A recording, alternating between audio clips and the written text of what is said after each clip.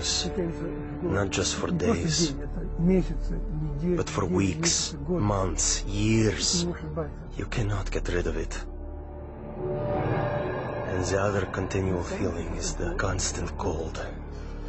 Terrible cold. Sometimes I felt as if my blood circulation was slowing down.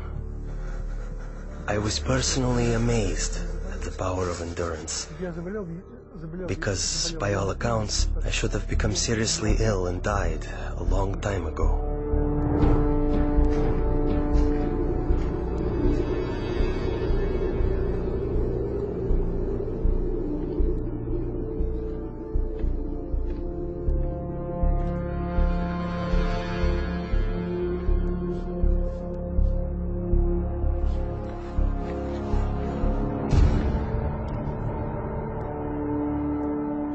One night, I was thrown into a cell with a broken window. The KGB was determined to do an experiment and freeze me. Later they would say he broke the window in his cell and died of cold.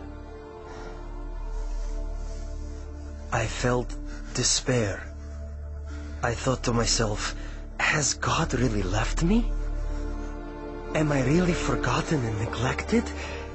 Have my years of suffering been in vain? And in my despair, I began to pray. I usually pray silently, but this time I started to appeal to God out loud. God, have you left me? My cries were bursting from my heart literally, in utter despair.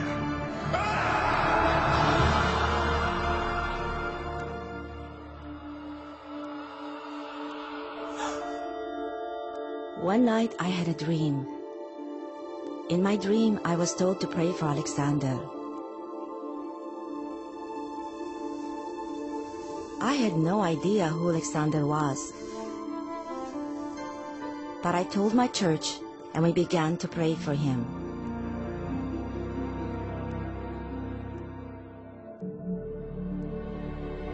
And right then, I suddenly felt a palpable physical warmth. Not the kind that comes from a heater, but like when a mother draws her freezing child to her breast and warms him with her tearful breath of compassion. It was a very living, human warmth. It penetrates you as if piercing you to the heart. And inside your heart, a spring opens up, out of which flows peace. A wonderful, magnificent, soothing peace.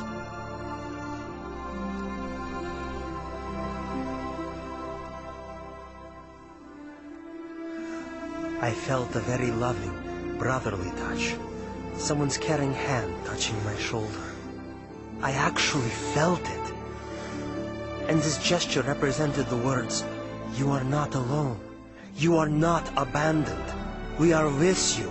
We are sharing your suffering." This warmth was the energy God gave me to feel physically the heat of prayer with my own skin, my own being. As if the prayers converted the energy of love into the energy of warmth.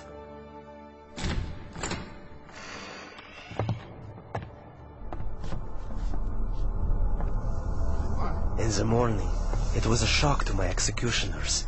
They couldn't understand.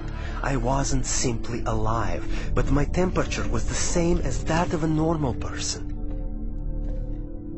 I heard the doctor explaining to my executioners in the corridor. This is impossible. We can't explain it. About 6 months later, we received a letter from Open Doors to pray for Alexander. And we finally found out who this Alexander was. We had been praying for 6 months without knowing anything about him. Alexander had started a Christian movement that spread across the Soviet Union.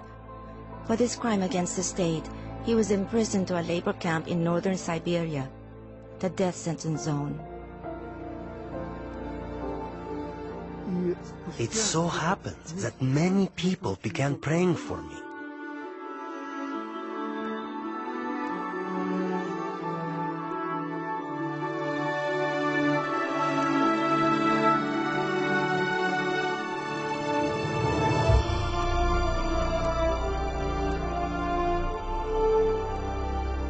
And that was exactly when they released me.